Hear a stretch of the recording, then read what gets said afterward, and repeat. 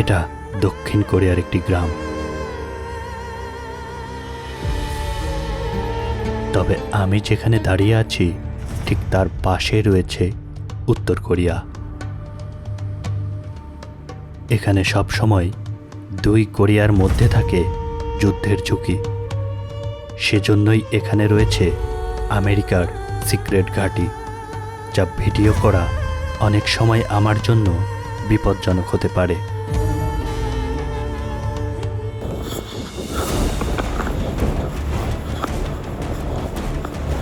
এখান থেকে দ্রুত চলে যেতে হবে।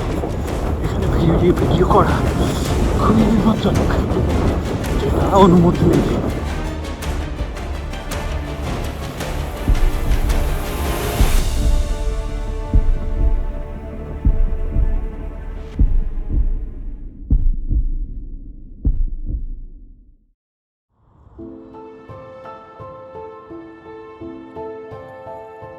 হঠাৎ করেই কোনো প্ল্যান ছাড়া বেরিয়ে পড়ি। উদ্দেশ্য দক্ষিণ কোরিয়ার এই জনমানবহীন গ্রামটি আপনাদের ঘুরে দেখাবো।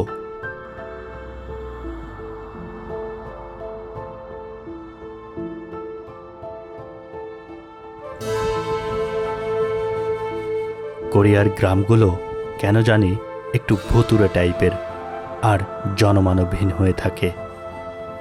চারিদিকে বড় বড় পাহাড় আর মাঝে মধ্যে দু একটা পরিত্যক্ত ঘর ছাড়া তেমন কিছুই চোখে পড়ে না।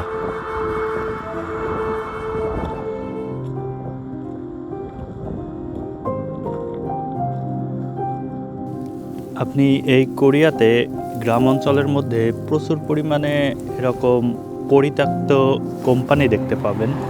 আসলে এগুলা বাড়ি না, এগুলো হচ্ছে পরিত্যক্ত কোম্পানি, যেগুলা অনেকেই ব্যবসার উদ্দেশ্যে খুলেছিল, তারপরে এই কোম্পানিগুলো বন্ধ হয়ে গেছে। আসলে কোরিয়ানরা মানে ব্যবসার দিকে একটু ঝোঁক বেশি, যার কারণে তারা ব্যবসা করার চেষ্টা করে। অনেকেই ব্যর্থ হয়, অনেকেই সফল হয়।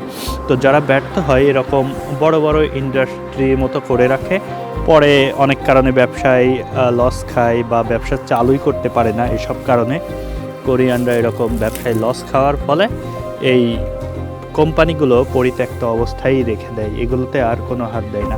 এগুলো বছরের পর বছর এইভাবে পড়ে থাকে, নষ্ট হয়।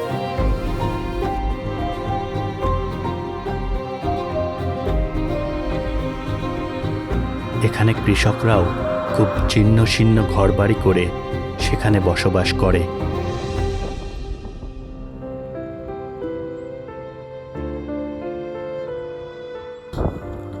কোরিয়ার কৃষকদের ঘরবাড়ি ঠিক এই রকমই হয়, যেটা আপনারা পিছনে দেখতে পাচ্ছেন।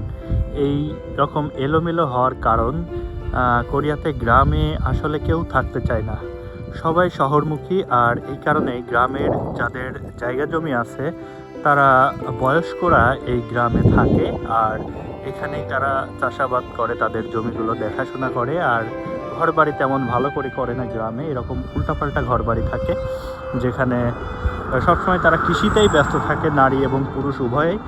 আর কৃষিকাজ করেই তাদের জীবনযাপন করে। আর তাদের ছেলেপেলে যারা ইয়াং জেনারেশন আছে তারা শহরের দিকে মুভ করে, যার কারণে গ্রামে তাদের ভালো তেমন একটা বাড়ি হয় না।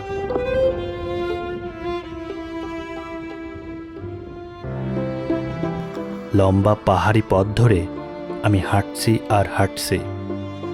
দেখুন, এখানে রাস্তাঘাটে কোনো মানুষই নেই, শুধু মাঝে মধ্যে দুই একটা প্রাইভেট কার চলছে। বাকি গ্রামটা শুধু এক মরুভূমির মতো।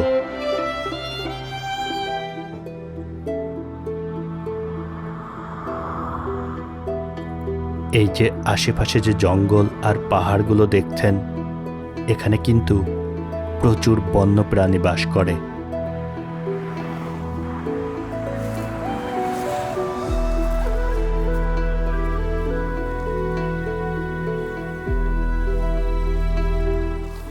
আমার সামনে যেই পাহাড়টা রয়েছে, এখানে প্রচুর হরিণ বাস করে। এই পাহাড় থেকে মাঝে মধ্যেই হরিণ নেমে আসে। এখান থেকে এই রাস্তা দিয়ে গাড়ি নিয়ে যাওয়ার সময় অনেক সময় দেখা যায়। দেখুন, এইখানে হরিণ যেন না মারা হয় বা এই গেট যেন না খোলা হয়, এমন সতর্ক বার্তা দেওয়া আছে এখানে। হরিণগুলো বিশেষ করে রাতের দিকে বেশি নেমে আসে, আর অনেক সময় এটার বাচ্চা সহ নেমে আসে, দেখতে খুবই ভালো লাগে। অনেক সময় আবার দুর্ঘটনাতে এই গাড়ির নিচে চাপা পড়ে এই রাস্তা থেকে ওই রাস্তাতে পার হওয়ার সময় হরিণ অনেক সময় মারাও যায়। এমন মৃত হরিণও অনেক এখানে দেখেছি এর আগে। তো এই হরিণ থাকার কারণে এখানে অনেক সতর্ক বার্তা দেওয়া আছে চারিদিকেই, যেন কোনোভাবে হরিণ না মারা হয় বা হরিণকে ডিস্টার্ব না করা হয়। আর হরিণ থাকার সুবাদে অনেক সময় এখানে বন্য শূকরও থাকে, যদিও খুবই কম, এ পর্যন্ত তেমন দেখা যায়নি। হরিণই বেশি দেখা যায়, বন্য শূকর খুব কম দেখা যায়।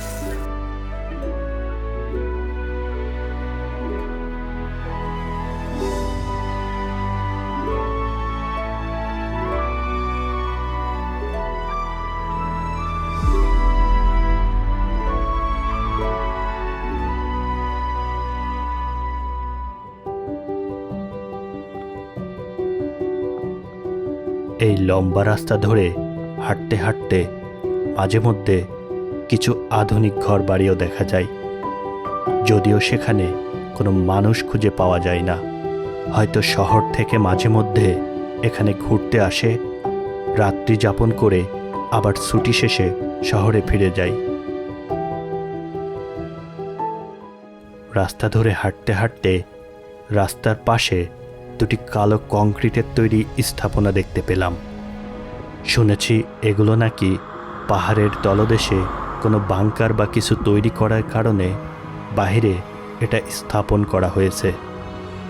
যদিও এগুলো দেখানো আমার জন্য বিপজ্জনক হতে পারে, কারণ উত্তর কোরিয়া এবং দক্ষিণ কোরিয়ার যুদ্ধের পূর্ব পরিকল্পনা হিসেবে এগুলো তৈরি করা হয়ে থাকে।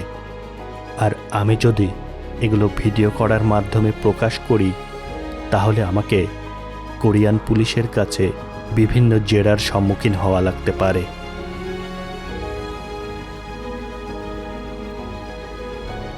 এইখানে দুইটা গম্বুজের মতো জিনিস দেখা যাচ্ছে। সম্ভবত আমি আইডিয়া করছি এই দুইটা এখানে এই কারণেই দেওয়া যে এখানে পাথরের নিচে, অর্থাৎ পাহাড়ের নিচে, এখানে পাথরের পাহাড়, এই পাহাড়ের নিচে নিশ্চয়ই কোনো একটা গুহা বা বাংকার জাতীয় জিনিস আছে, যেটা উত্তর কোরিয়ার সাথে দক্ষিণ কোরিয়ার যদি যুদ্ধ লাগে তাহলে সেটা তারা কোনো কারণে ব্যবহার করতে পারে, এমন কিছুই হওয়ার সম্ভাবনা আছে, যেটা আমি আইডিয়া করছি। এই পাহাড়ের নিচ দিয়ে এর কিছু একটা আছে আর কি, নিচে অনেক দূরে পর্যন্ত গর্ত, যেটাতে ঢোকা যায়, যেটার ভিতরে হয়তো কোনো সরঞ্জামাদি রাখা আছে বা রাখতে পারে, এমন কিছু আছে যেটার কারণে এই দুইটা জিনিস তৈরি করে রাখা আছে। হাঁটতে হাঁটতে উঁচু একটি পাহাড়ের সম্মুখীন হলাম, যেটার পথ পায়ে হেঁটে উঠতে অনেক কষ্ট হয়। এর আগে গাড়িতে করে এখানে আসলেও এবার হেঁটে এই রাস্তায় উঠতে অনেক কষ্ট হবে মনে হচ্ছে। এই রাস্তাটা পাহাড়ের উপর দিয়ে অনেক উঁচুতে।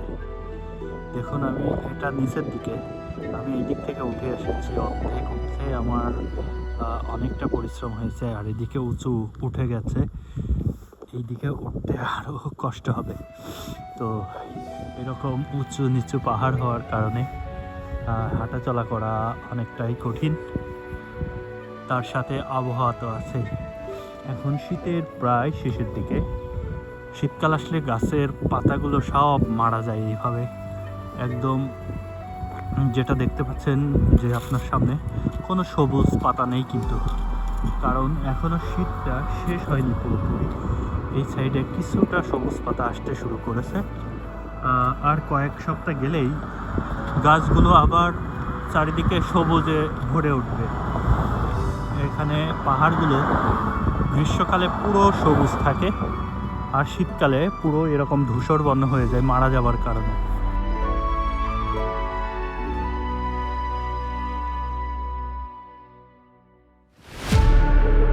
এই পাহাড়ের উঁচু রাস্তায় ওঠার পর যে স্থাপনাগুলো দেখতে পাচ্ছেন এগুলো দেখতে ব্রিজের মতো হলেও আসলে কিন্তু এটা ব্রিজ না। দুই কোরিয়ার যদি কখনো যুদ্ধ লাগে তখন এটা ব্যবহারের জন্য তৈরি করা হয়েছে। এই যে পেছনে যেই বড় বড় ইয়েগুলো দেখতে পাচ্ছেন কংক্রিটের মতো, এটা আসলে দেখতে ব্রিজের মতো হলেও এটা কিন্তু ব্রিজ না। এটা মূলত যদি কখনো উত্তর কোরিয়ার সাথে যুদ্ধ লাগে তাহলে এই রাস্তা দিয়ে যেন উত্তর কোরিয়া ঢুকতে না পারে উত্তর কোরিয়ার সেনারা, সেই কারণে এই বড় বড় ইয়েগুলো তৈরি করা আছে। যদি যুদ্ধ লাগে তাহলে এগুলোকে ভেঙে অর্থাৎ গুঁড়িয়ে দেওয়ার মতো ব্যবস্থা করা আছে, গুঁড়িয়ে দিয়ে এই রাস্তাটা বন্ধ করে দিবে। আর তার ফলে উত্তর কোরিয়া এই রাস্তা দিয়ে যাতায়াত করতে পারবে না।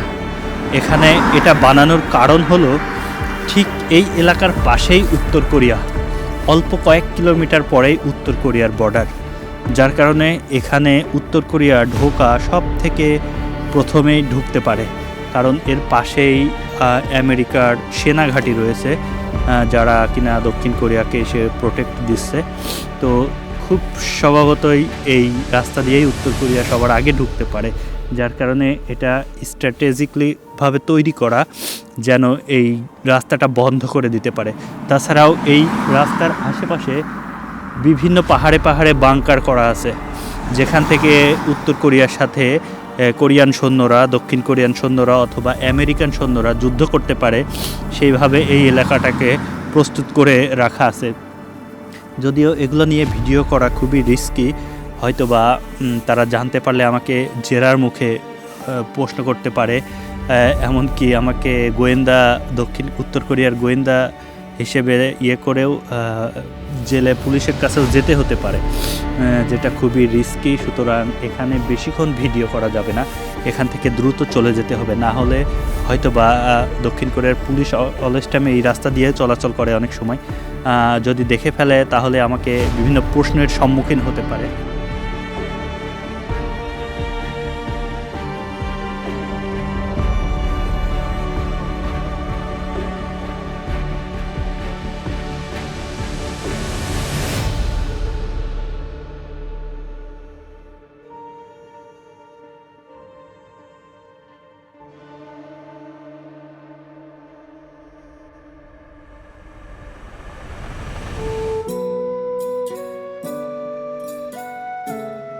এই পাহাড়ের উঁচু রাস্তায় ওঠার পরেই অনেক সুন্দর সুন্দর দৃশ্য চোখে পড়বে, যেখানে পাহাড় আর প্রকৃতি একসাথে খেলা করে।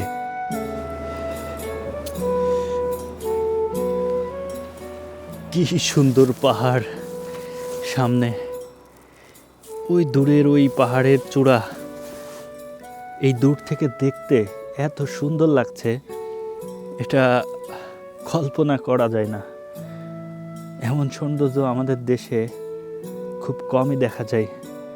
আমাদের দেশটা সমতল হওয়াতে পাহাড়ি সৌন্দর্য আমরা খুব একটা দেখতে পাই না, শুধুমাত্র সিলেট বা পার্বত্য চট্টগ্রাম অঞ্চলের দিকে ছাড়া। তো এখানে প্রায় প্রতিটি জায়গায় এরকম সুন্দর সুন্দর পাহাড়ের চূড়া দেখা যায়, যেটা দূর থেকে দেখলে মনের মধ্যে একটা অন্যরকম শান্তি কাজ করে। এই সৌন্দর্যের ব্যাখ্যা আসলে ভাষায় প্রকাশ করা সম্ভব নয়। এত দূরে হেঁটে আসার এই কষ্টটাই যেন ওই পাহাড়ের চূড়া দেখলে সব শেষ হয়ে যায়।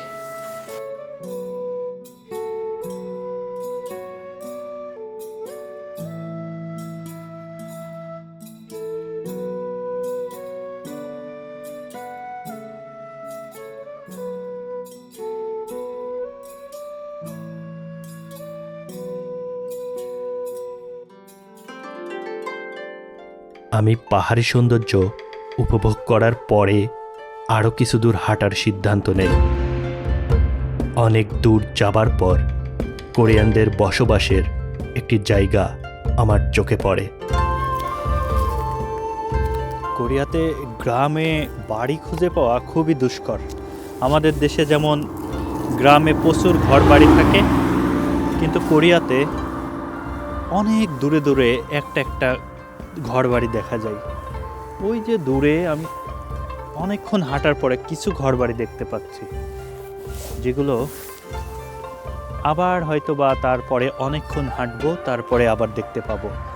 আসলে এই দেশে জনসংখ্যা এতটাই কম যে মানুষ যতটা মৃত্যুবরণ করে তার থেকেও কম মানুষ জন্মগ্রহণ করে। এটা খুবই অবাক করার মতো, এত নিম্নমুখী জন্মহার কোরিয়াতে, সেটা কল্পনাতীত। তো এর কারণেই কোরিয়াতে লোক সংখ্যা খুবই কম, বিশেষ করে শহরের দিকে সবাই থাকতে পছন্দ করে। আর গ্রামে যাদের জমি আছে, বয়স্ক মানুষ, তারা গ্রামে জমি জমা দেখাশোনা করে, চাষবাস করে। এজন্য গ্রামে ঘর বাড়ি নেই বললেই চলে, শুধু পাহাড়ের পরে পাহাড় আর এরকম বড় বড় রাস্তা, কিন্তু ঘর বাড়ি অনেকক্ষণে পরে একটা। এত পথ হাঁটার পরেও মনে হচ্ছে যেন আরও কিছু দূর হাঁটি। তবে দুপুর পেরিয়ে বিকেল হয়ে আসাতে আমার ঘরে ফিরতে হবে, না হলে হয়তো ঠান্ডাতে জমে রাতে এখানেই মরে পড়ে থাকতে হবে।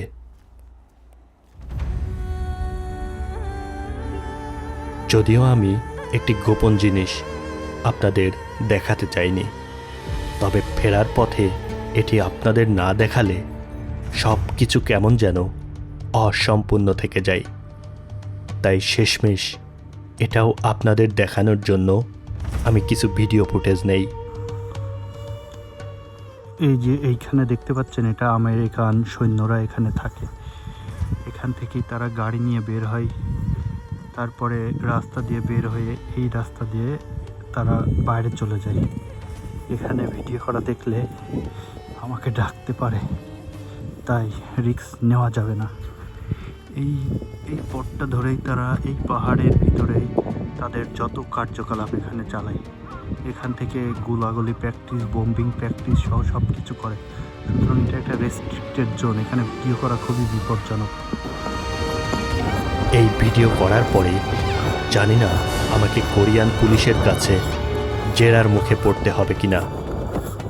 এরকম একটি রেস্ট্রিক্টেড এবং গোপন ঘাঁটি নিয়ে ভিডিও করা সত্যি অনেক বিপজ্জনক। তবে আপনাদের না দেখাতে পারলে আমার কাছে পুরো ভিডিওটি যেন অসম্পূর্ণ থাকতো।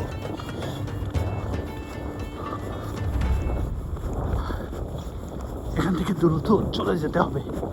এখানে ভিডিও করা খুবই বিপজ্জনক, যেটা অনুমতি নেই। দ্রুত পালাতে হবে এখান থেকে।